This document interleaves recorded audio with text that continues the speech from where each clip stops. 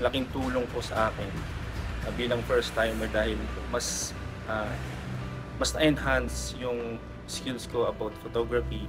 At the same time, sa videography, yung mga techniques.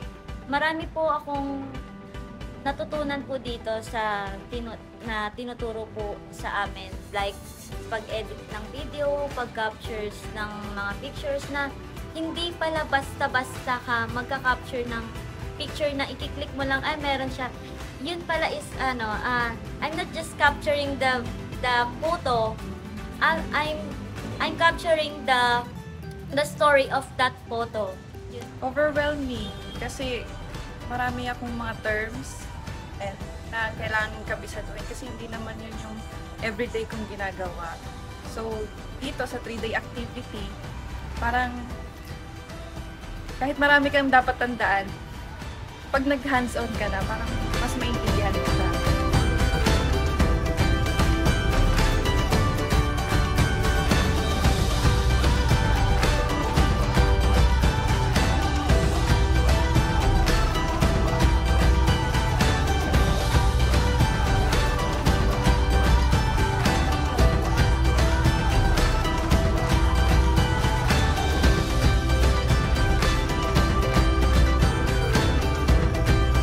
We learn, we grow, we excel. Bilangan 2025.